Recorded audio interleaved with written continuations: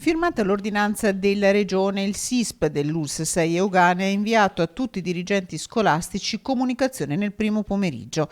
L'avvio della didattica a distanza a partire dalla seconda media è certezza. La data di inizio non è unica nei 28 comuni dell'Alta Padovana. Ma allora cosa devono fare le famiglie? È normale che se il sindaco o il comune dà comunicazione alla cittadinanza, questo ovviamente è solo, diciamo, una comunicazione in più.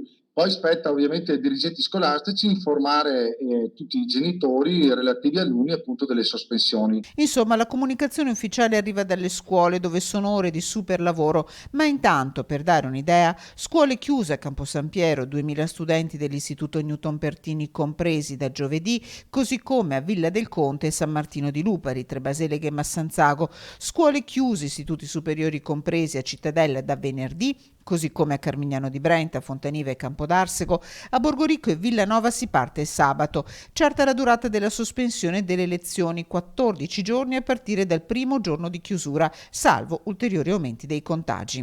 Ritengo che da giovedì, insomma venerdì e sabato, tutte le scuole dell'Alta Padovana poi verranno chiuse. E purtroppo è un po' tutto scaricato sulla responsabilità dei sindaci, quindi logicamente qualche sindaco ha ritenuto che l'invio di una documentazione arrivata martedì con i famosi sforamenti dei 250 casi sui 100.000 ha fatto sì che già qualche sindaco si sia attivato. Abbiamo fatto noi da banco di prova.